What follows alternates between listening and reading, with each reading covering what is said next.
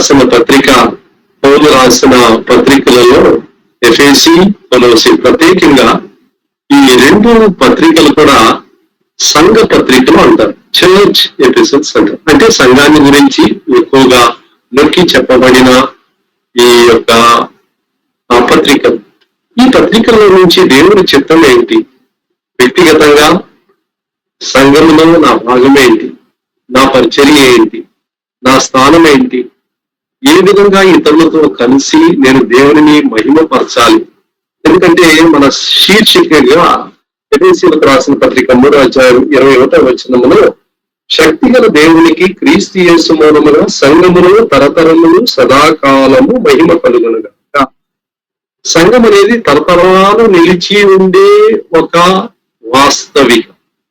ఈ లోకములో మిగతా సంస్థలన్నీ దాటిపోతాయి. పెద్ద పెద్ద పార్లమెంట్లు, రాజ్యాలు, సామ్రాజ్యాలు ఏమి లేకుండా పోతాయి. అయితే సంఘము తరతరములు నిలిచి ఉండే దేవుని సంఘము, క్రీస్తు యొక్క శరీరము.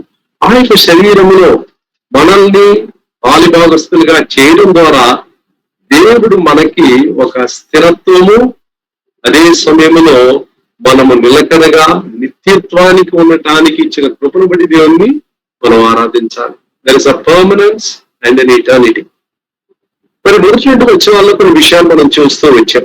ఏం చూస్తూ వచ్చామంటే, ఆ ఎఫెసీలో ఉన్న సంఘంలో ఉన్న పరిశుద్ధులను, విశ్వాసులను సంబోధిస్తూ ఈ పత్రికను పౌలు ఒక చరణం నుండి రాస్తున్నాడు.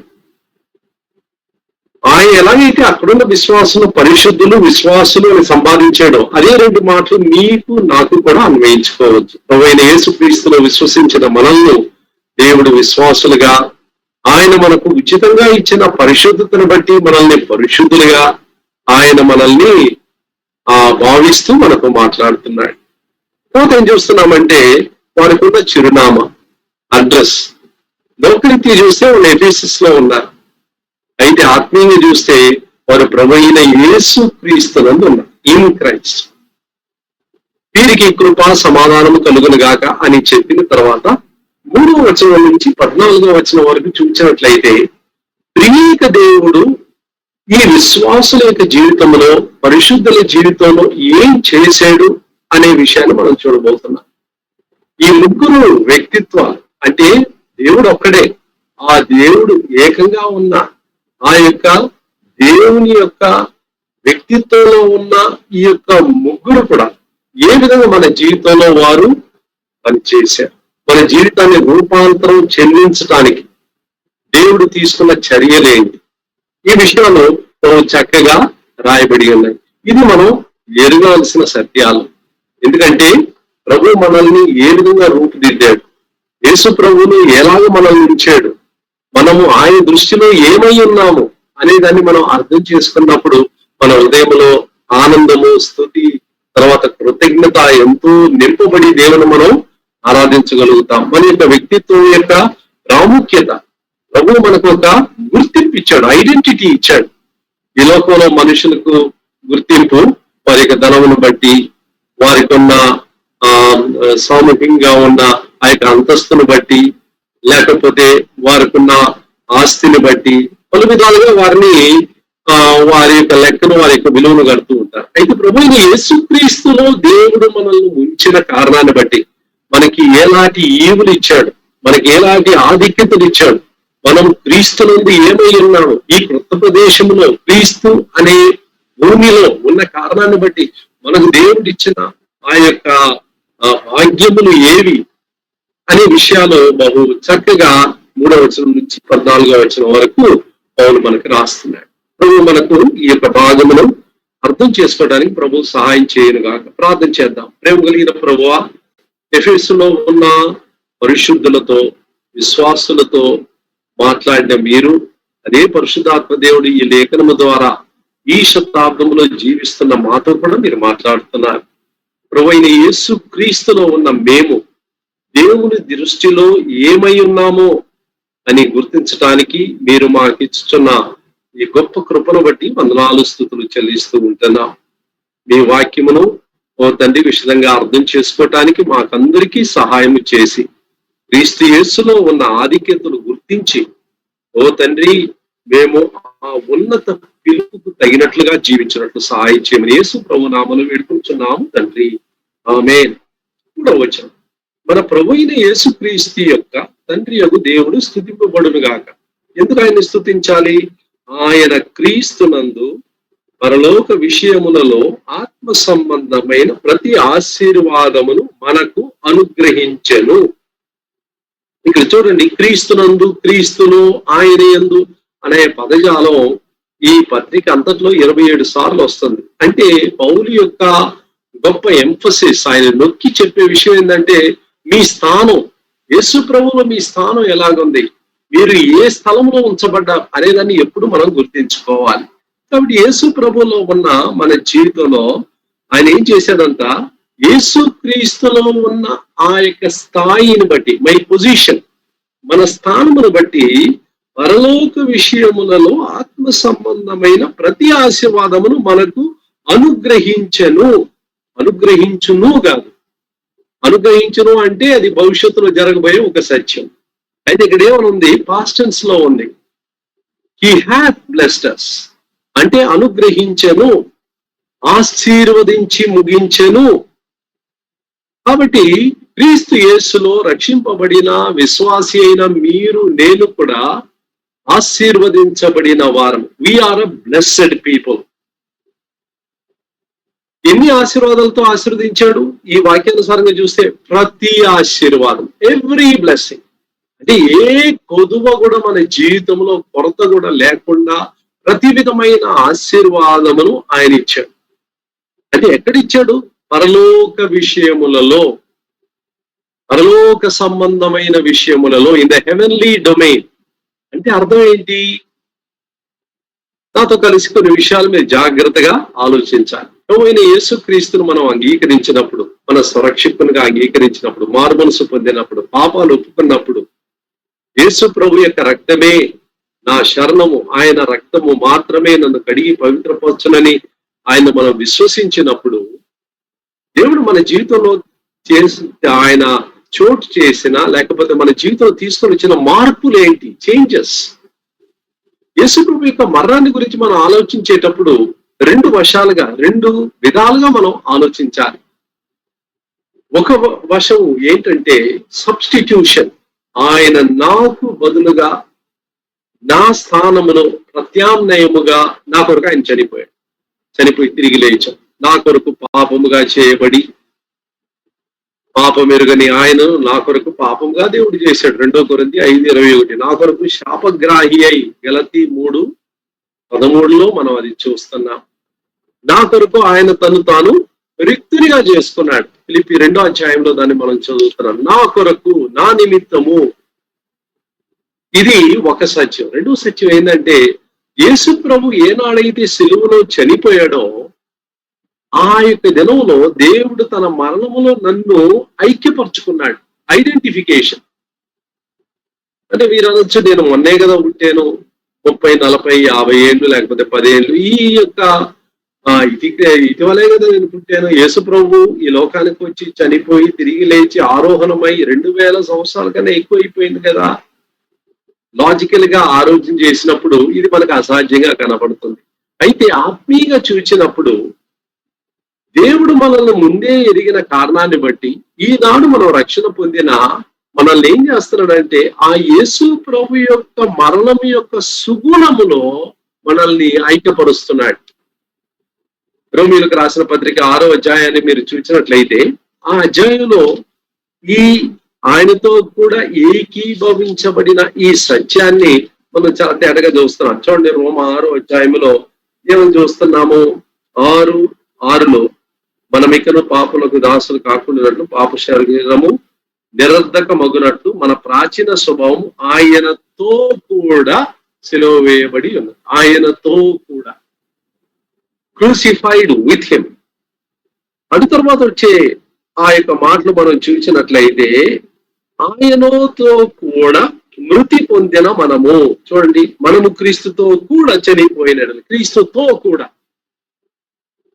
Dead with him. 4వ వచనం చూసినట్లయితే ఏమనుంది? కాబట్టి తండ్రి మహిమ వలన క్రీస్తు మృతుల్లో నుండి ఎలాగో లేపబడడం, అలాగే మనమును నూతన జీవం పొందిన వారమై నడుచుకున్నట్లు మనము బాప్తీసం వల్ల మరణములో పాలు పొందుటకై ఆయనతో కూడా పాతి పెట్టబడి, ఆయనతో కూడా. చూసారా, ఈ ఒక్క అధ్యాయంలోనే ఈ 3 సత్యాలు చదువుతున్నాం. ఆయనతో కూడా సిలువ వేయబడ్డాము, ఆయనతో కూడా మరణించాము, ఆయనతో కూడా పాతి పెట్టబడ్డాము.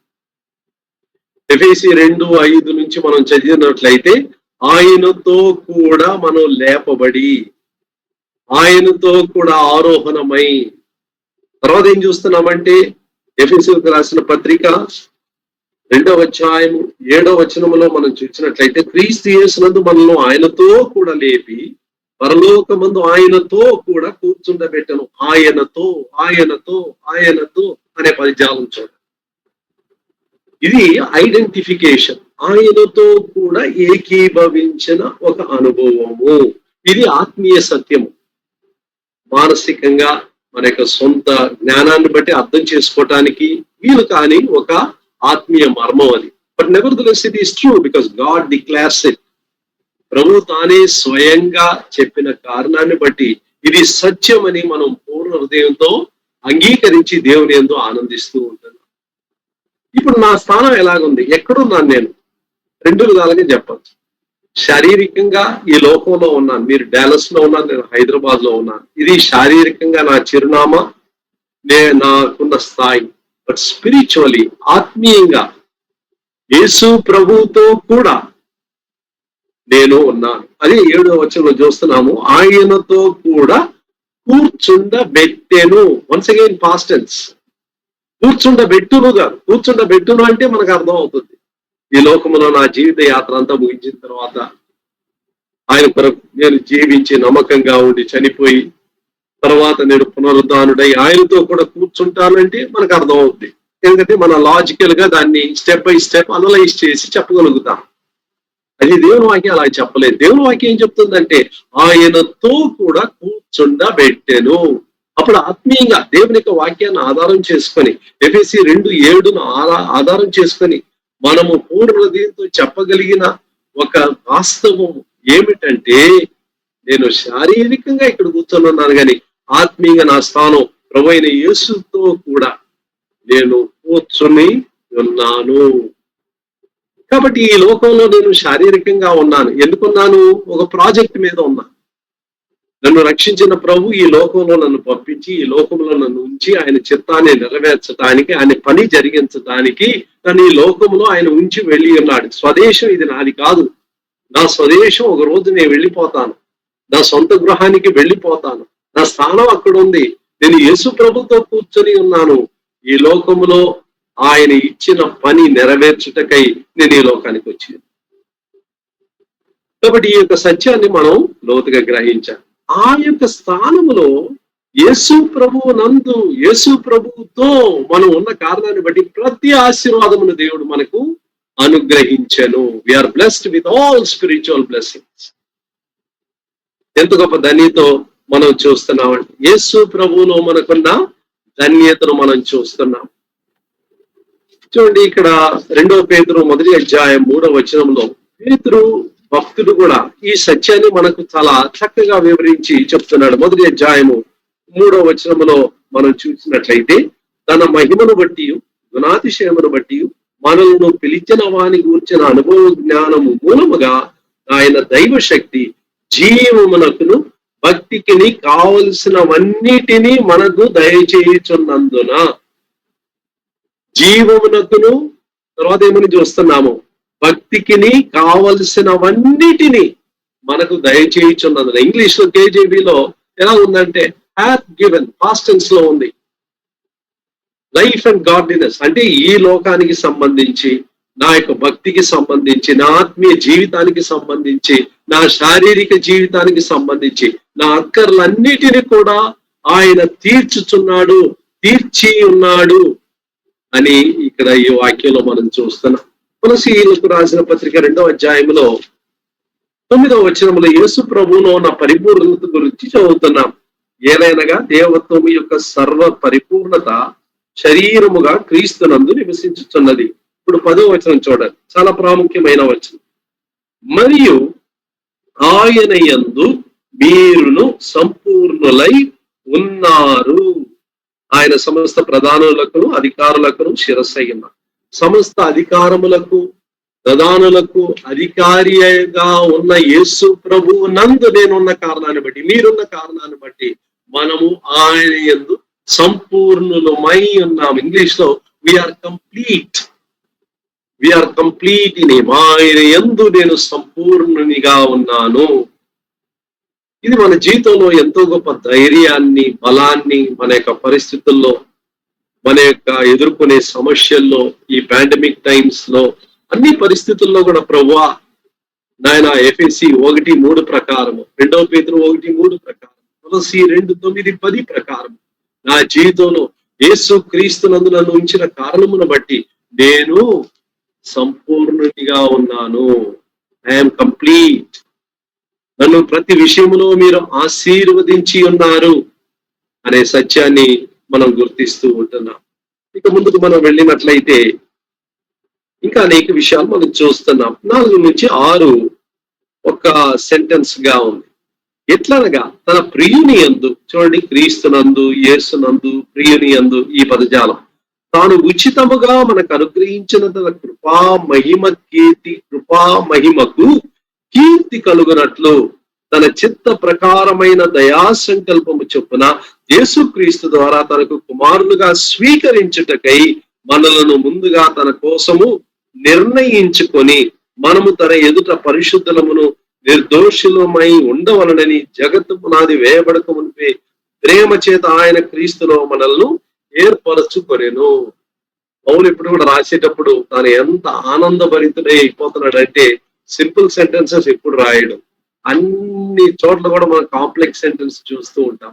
ఒక తలంపుతో మరి ఒక తలంపును దాన్ని కలిపి తన మనసులో ఉన్న ఆ యొక్క ఆనందాన్ని, తనకు దేవుడిచ్చిన ప్రత్యక్షతను అన్నిటిని కూడా మన ముందు పెట్టేవాడుగా ఉంటున్నాడు. ఈ 4-6 మనం చూసినట్లు తన కృపా మహిమకు కీర్తి కలుగునట్లు, for the praise of his glory. మరి దేవుడు నశించిన నరకమునకు పాత్రుడైన ఒక పాపి జీవితంలో ఎన్ని మార్పులు, ఇన్ని దీవెనలు, ఆశీర్వాదములు, తన జీవితాన్ని రూపాంతరం చేయటంలో తన యొక్క అంతిమ ఉద్దేశం ఏమిటి? ఎందుకొరకై దేవుడు ఇంతగా మన జీవితంలో కనికరం చూపిస్తున్నాడంటే తన మహిమకు కీర్తి కలుగునట్లు, for the praise of his glory. ఇదే సత్యాన్ని మనం 12-14లో కూడా మనం చూస్తున్నాం. క్రీస్తునందు ముందుగా నిరీక్షించిన మనము తన మహిమకు కీర్తి కలుగ చేయవలనని అనేదాన్ని చూస్తున్నాం. మళ్ళా 14కి వచ్చేసరికి దేవుని మహిమకు కీర్తి కలుగుటకై. ఎన్ని కూడా దేవుడు నా జీవితంలో, మీ జీవితంలో ఎందుకు చేస్తున్నాడంటే మన జీవితాల ద్వారా గాడ్ మస్ట్ బి గ్లోరిఫైడ్.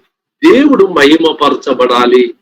మన జీవితంలో ఇన్ని ఐశ్వర్యాలు ఆయన పెట్టుబడిగా పెట్టడం ద్వారా ఆయన యొక్క వాంఛ, ఆయన కోరిక ఏంటంటే ఈ యొక్క ఆశీర్వదించబడిన జీవితం ద్వారా దేవునికి మహిమ కలగాలి. కాబట్టి ఆయన ఏం చేశాడంట, మనల్ని క్రీస్తునందు ఏర్పరచుకొనెను. అది ఆఖరిలో చూస్తున్నాం. ఈ చోజెస్ ఎలక్షన్, ఆయన నన్ను ఎన్నుకున్నాడు. చూసారా ప్రియమైన వాళ్ళారా, ఈ రోజు మనం దేవుని బిడ్డలుగా ఉన్నామంటే it's not because I chosen. నేను ఆయన ఎన్నుకున్న కారణాన్ని బట్టి దేవుని బిడ్డగా నేను లేను. ఆయన ఎన్నుకోవటంలో ముందడుగు ఆయనే వేశారు. యోహాను 15:16లో మీరు నన్ను ఏర్పరచుకోలేదు, నేనే మిమ్మల్ని ఏర్పరచుకున్నా. ఏర్పరచుకోవటంలో ముందడుగు వేశాడు. నశించిన దాన్ని వెతికి రక్షించడానికి మనుష్య కుమారుడు ఈ లోకానికి వచ్చాడు. లూకా 19:10. అంటే దాని అర్థం ఏంటి? వెతకడంలో కూడా ఆయనే ముందడుగు వేశాడు. ఆయన మనల్ని ముందుగా ప్రేమించిన కారణమును బట్టి మనం ఆయన్ని ప్రేమిస్తున్నాం. 1 యోహాను 4:16లో ఆ యొక్క సత్యాన్ని మనం చూస్తున్నాం. We love him because he first loved us. మనల్ని మొదటిగా ఆయన ప్రేమించాడు, మొదటిగా వెతికాడు, మొదటిగా ఆయన ఎన్నుకున్నాడు. మనం యేసు ప్రభు గారికి రాగలిగామంటే ఇది స్పందించే ప్రేమ. It's only a response love. పొందుకున్న మనము దానికి మనం ప్రతిస్పందించి ఆయన దగ్గరికి వచ్చాం. అయితే ముందడుగు ఎవరు వేశారు? నేను ఆయన వెతకలేదు, ఆయన్ని ఏర్పరచుకోలేదు. ఆయన ప్రేమించలేదు, ఇవన్నీ ఆయనే ప్రారంభించారు, మన జీవితంలో చేశాం. ఆయన యొక్క ఏర్పాటు, ఈ చోజెస్. నేను అనర్హుడనై ఉన్నప్పుడు, ఏలాంటి యోగ్యత లేనప్పుడు నన్ను ఆయన ఎన్నుకున్నాడు. ఆయన ఎంపికలో ఉన్న గొప్పతనం ఏంటంటే, the one whom I have despise, ఎవరినైతే తృణీకరించానో, ఎవరైతే నా జీవితంలో అవమానపరచబడ్డారో, ఏ దేవుణ్ణైతే నేను తృణీకరించానో ఆ దేవుడే ముందడుగు వేసి నన్ను వెతుక్కుంటూ వచ్చాడు. ఈ యొక్క గొప్ప ప్రేమ కలిగిన దేవుని గురించి ఏదైనా తోటలో మనం చూస్తున్నాం. ఆదికాండం 3వ అధ్యాయంలో మానవుడు పాపం చేశాడని బాగా తెలిసి కూడా తండ్రి అయిన దేవుడు ఆదామును వెతుక్కుంటూ, నువ్వు ఎక్కడున్నావని వెతుక్కుంటూ వస్తున్నాడు.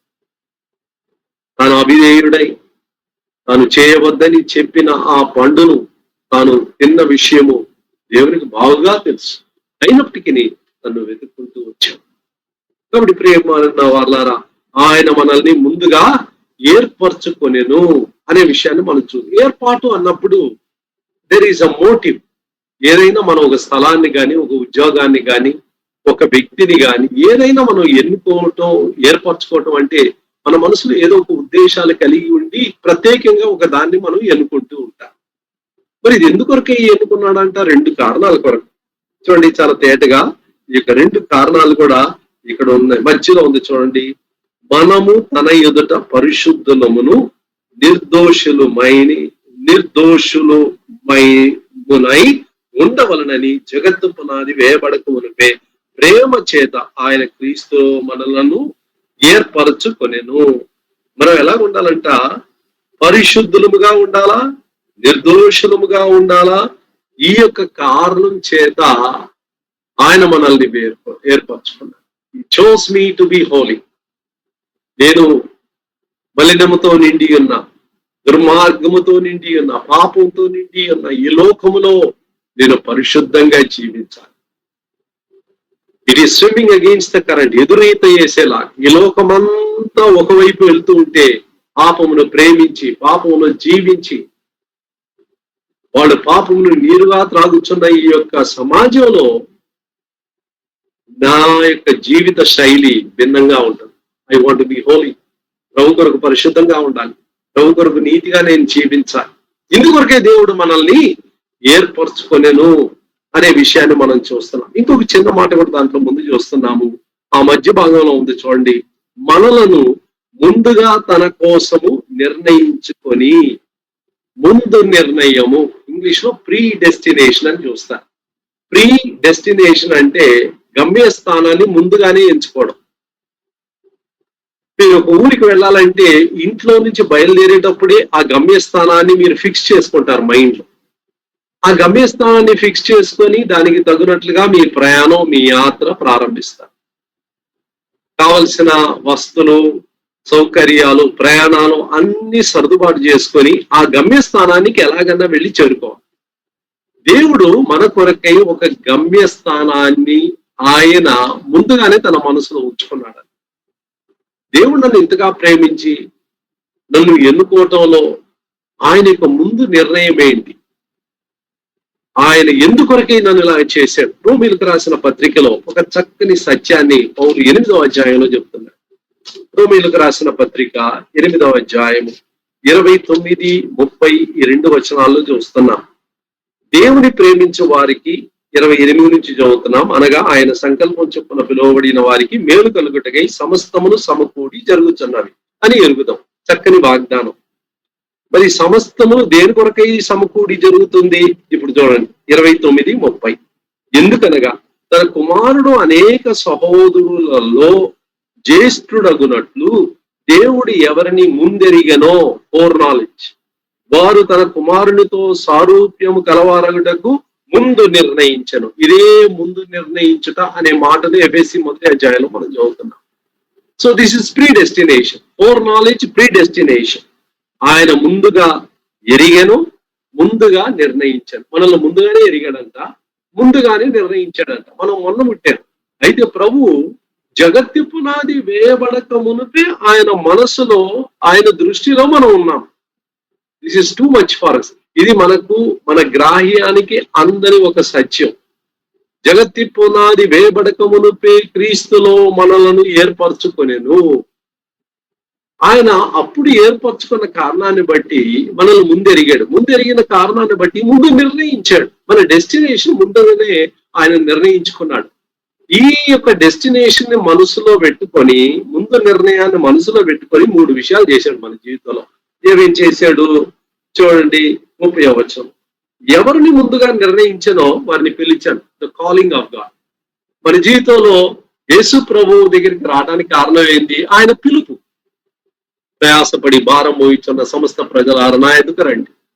అది ఒక సువార్థికుని ద్వారా వచ్చి ఉండొచ్చు, కరపాత్రం ద్వారా వచ్చి ఉండొచ్చు, ఒక టీవీ ప్రోగ్రాం ద్వారా వచ్చి ఉండొచ్చు. ప్రభు అనేక పరిస్థితుల ద్వారా మనకు వచ్చిన రోగము, మనకు వచ్చిన కష్టాలు, వీటి ద్వారా దేవుడు మనల్ని తన చెంతకు ఆకర్షించుకున్నాడు. The call of God.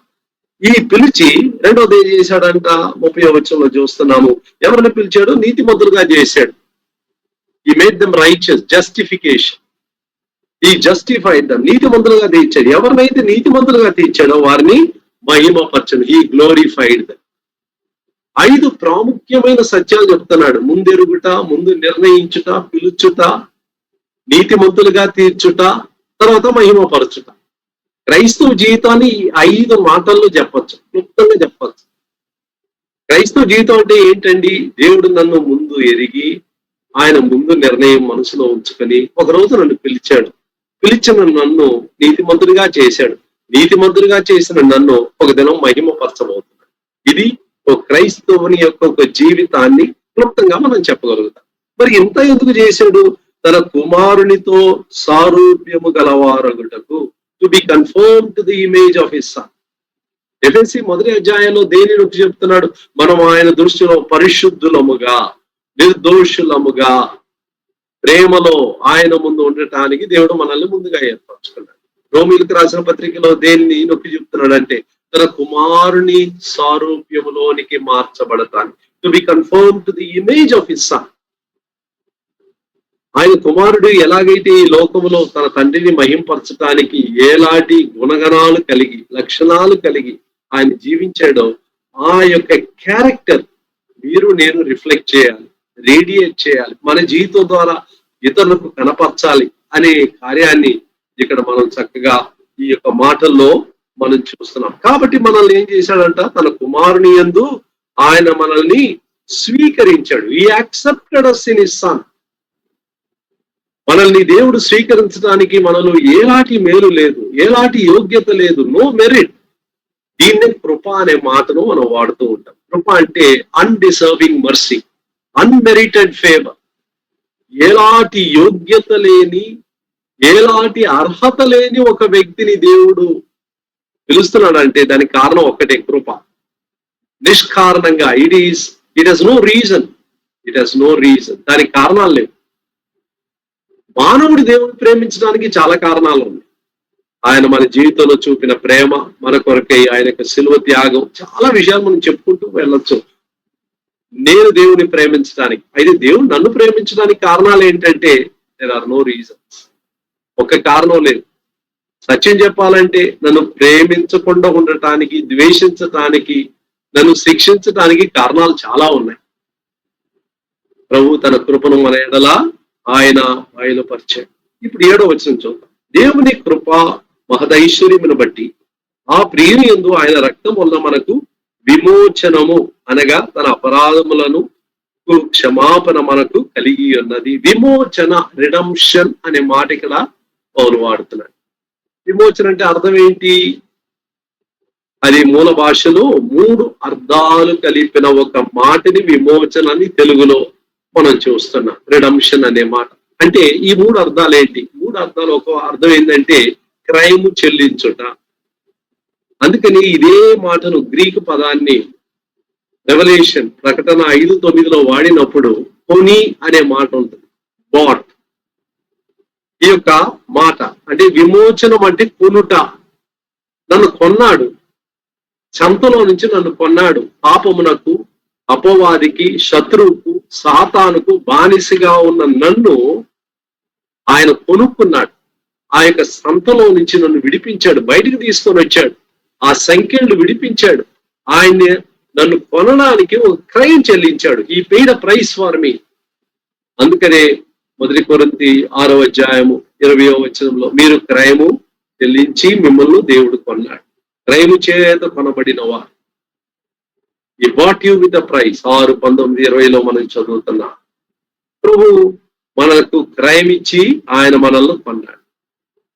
7:23లో కూడా సత్యాన్ని రెండోసారి మరలా కొరింథీయులకు జ్ఞాపకం చేస్తున్నాడు. You are bought with the price. ఒక క్రయము చేత మీరు కొనబడ్డారు. రెండో అర్థం ఏంటంటే వేరుపరచుట, సెపరేట్, రిమూవ్, తొలగించుట. మనల్ని కొన్న తర్వాత ఉన్న స్థలంలో నుంచి వేరుపరుస్తున్నాడు. ఎప్పుడైతే ఇశ్రాయేలును ఐగుప్తులో దేవుడు రక్షించాడో, విడిపించాడో అక్కడే ఉంచలేదు వాళ్ళు. వెంటనే ద నెక్స్ట్ స్టెప్ ఏంటంటే ఈ ఊరు మీరు విడిచిపెట్టాలి, ఇక్కడ నుంచి మీరు బయటికి వెళ్ళిపోవాలి. అందుకని వాళ్ళని త్వరపెట్టి ఐగుప్తులో నుంచి అందరినీ కూడా వారిని అరణ్యానికి నడిపించారు. ఆ యొక్క ఎర్ర సముద్రాన్ని దాటి అరణ్యములో ప్రవేశించి కనాను వైపు వాళ్ళ యొక్క ప్రయాణాన్ని, యాత్రను వారు మొదలుపెట్టారు. సెపరేషన్. మూడో అర్థం ఏంటంటే విమోచనలో లెట్ గో, స్వేచ్ఛగా విడిచిపెట్టడము, రిలీజ్. ప్రతి విధమైన బంధకములో నుంచి మనల్ని విడిచిపెట్టడం. ప్రభు అంటున్నాడు, నిన్ను నేను విడిపించాను, క్రయం చెల్లించాను, వేరు చేశాను, ఇక నువ్వు స్వేచ్ఛగా జీవించు. Live in freedom, liberate. నువ్వు స్వేచ్ఛగా జీవించు. ప్రియమైన వారు, దేవుడు మన జీవితంలో చేసిన ఈ యొక్క గొప్ప విమోచన కార్యాన్ని బట్టి మనం దేవుణ్ణి ఎంతో ఆరాధించబద్ధులమై ఉన్నాము. తర్వాత 8:9లో చూసినప్పుడు కాలము సంపూర్ణమైనప్పుడు జరగవలసిన ఏర్పాటును బట్టి ఆయన తన దయా సంకల్పము చొప్పున తన చిత్తమును గూర్చిన మర్మమును మనకు తెలియజేసి మనకు సంపూర్ణమైన జ్ఞాన వివేచన కలుగుటకు ఆ కృపను మన ఎడల విస్తరింప చేసెను. ఆ యొక్క గొప్ప సంకల్పం ఏంటండి? 10వ వచనం. ఈ సంకల్పమును బట్టి ఆయన పరలోకములో ఉన్నవే గాని భూమి మీద ఉన్నవే గాని సమస్తమును క్రీస్తునందు ఏకముగా సమకూర్చవలనని తనలో తాను నిర్ణయించుకొనెను. దేవునికి ఒక పర్పస్ ఉంది, ఒక నిర్ణయం ఉంది, ఒక ఉద్దేశం ఉంది. ఆయన ఏం చేయబోతున్నాడంటే వచ్చే దినాల్లో, రాబోయే దినాల్లో ఈ లోకములో ఉన్న తన బిడ్డలందరినీ కూడా ఏక శరీరములో ఆయన తీసుకొని వచ్చి వారిని ఏకముగా చేయబోతున్నాడు. చూడండి, ఆయన క్రీస్తు యేసునందు ఎవరిని ఏకంగా చేస్తాడు? పరలోకములో ఉన్నవే గాని భూమి మీద ఉన్నవే గాని సమస్తమును క్రీస్తు యేసునందు ఏకముగా సమకూర్చవలనని. అందుకని మంద ఒక్కటే, కాపరి కూడా ఒక్కడే అని చూస్తున్నాం. ఈ లోకంలో అనేక సంఘాలు ఉన్నప్పటికీ డినామినేషన్ బ్యారియర్స్ ఉన్నాయి. భాషను బట్టి, మనం ఉన్న ప్రాంతాన్ని బట్టి వివిధ స్థానాల్లో మనం కూడి ఈ విధంగా ఆరాధిస్తూ ఉంటున్నాం. అయితే ఒక విషయం మనం ఎప్పుడు కూడా మర్చిపోకూడదు. This only a temporary separation. తాత్కాలికంగా ఉన్న ఈ యొక్క వ్యత్యాసాలు అన్ని కూడా దేవుడు తీసివేస్తాడు. ప్రతి సంఘములో ఎవరైతే నిజంగా యేసు ప్రభు యొక్క రక్తం ద్వారా రక్షింపబడి విమోచింపబడి ఉన్నారో వారందరినీ ఒక్క శరీరములోనికి, ఒక్క సంఘంలోనికి దేవుడు కలిపే దినాలు త్వరగా రాబోతుంది.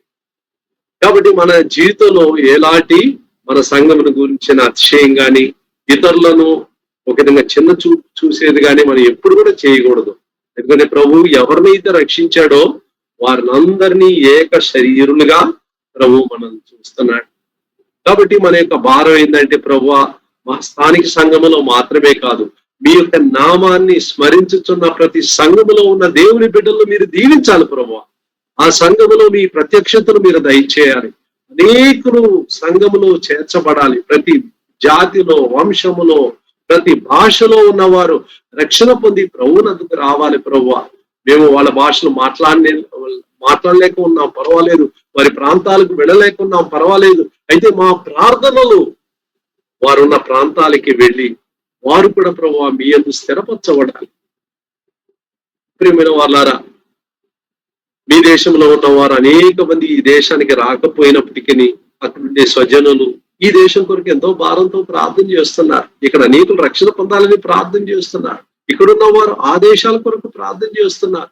ఎందుకు? ప్రభు మన హృదయంలో ఉంచిన ఆ యొక్క ఐక్యత, ఏకత్వం, ఆ ప్రేమ దేవుడు మన హృదయాల్లో ఆయన ఉంచాడు.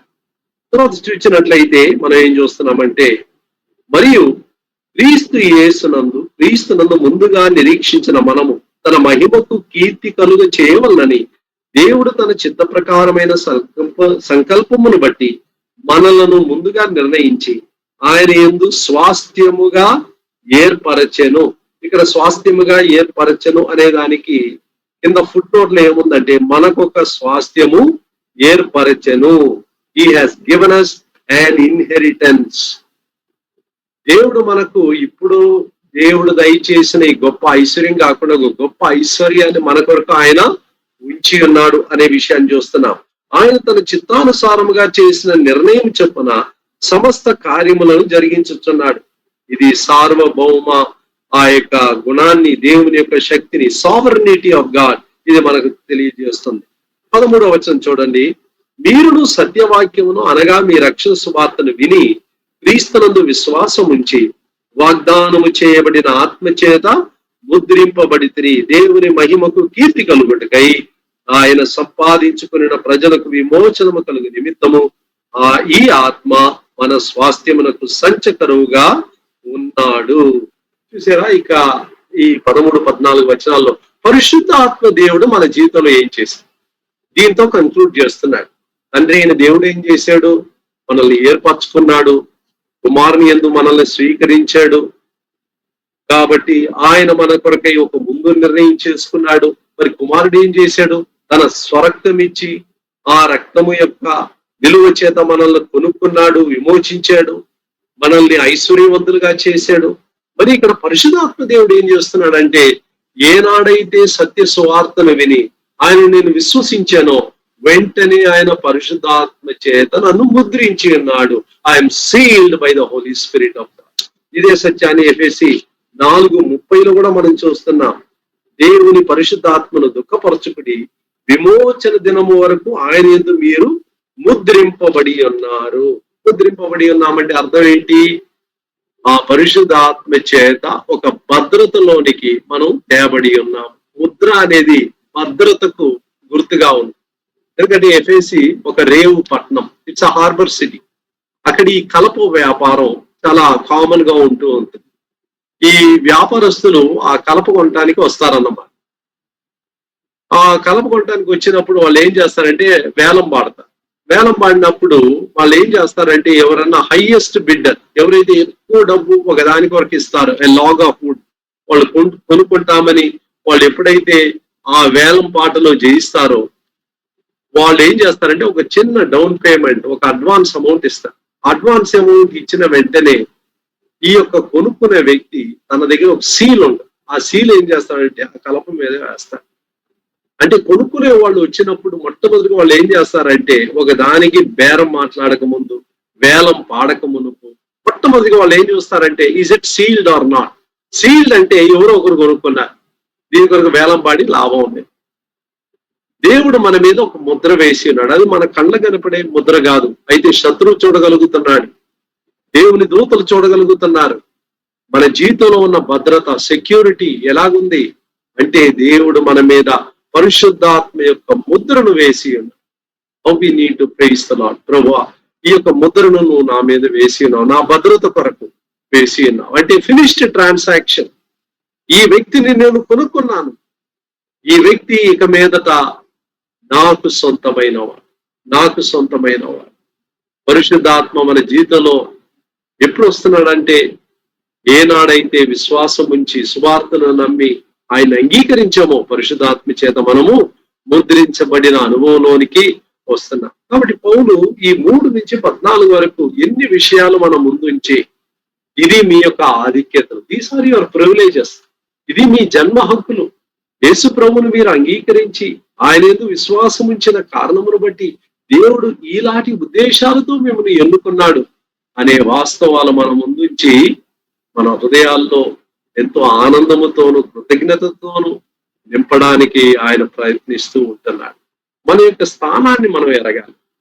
No your position. క్రీస్తు యేసునందు నువ్వు ఏమై ఉన్నావు, నేనేమై ఉన్నాను, ఆయన యందు నేను సంపూర్ణునిగా ఉన్నా. ఆ పొజిషన్ ఎప్పుడైతే నా యొక్క సబ్ కాన్షియస్ మైండ్ అంతరాత్మలో అది వెళ్తుందో మై బిహేవియర్ చేంజెస్. ఓ నేను ఇలాంటి వాడనా, నా గుర్తింపు ఎలాగుందా, ప్రభు దృష్టిలో నేను ఎలాంటి వాడుగా ఉంటున్నానో అలాగైతే నా జీవిత విధానం చాలా వ్యత్యాసంగా ఉండాలి. I cannot behave like other people. ఇతరుల్లాగా నేను ఉండలేను. నేను పరిశుద్ధంగా ఉండటానికి దేవుడు నన్ను పిలిచాడు. తన కుమారుని సారూప్యంలోనికి మార్చడానికి దేవుడు నన్ను పిలిచాడు. కాబట్టి నా జీవితంలో నా ఎంపికలు కానీ నా విలువలు కానీ అన్ని మారిపోవాలి అని ప్రభువు మనలో ఈ మార్పును కలుగు చేసే దేవుడిగా ఉంటున్నాడు. ప్రభు ఈ యొక్క విషయాలు మన కలుగు చేయటకై సిలువలో చనిపోయిన యేసు ప్రభు అయిపోయి చూచేటప్పుడు ప్రభా ఇవన్నీ కూడా నీవు మా కొరకై విలువబడిన మా కొరకై కార్చిన రక్తం ద్వారా వచ్చిన ఆధిక్యతలు ఈ దీవెనలో లేకపోయినట్లయితే నరకంలోనికి వెళ్ళి నిత్య నాశనంలోనికి వెళ్ళిపోయేవారు. ఈ మార్పును మా జీవితంలో కలుగు చేయటానికి నువ్వు మరణించాలి. ఇలాంటి తలంపులతో మనం దేవుని యొక్క బలను మనం సమీపిద్దాం, ప్రార్థన చేసుకుందాం.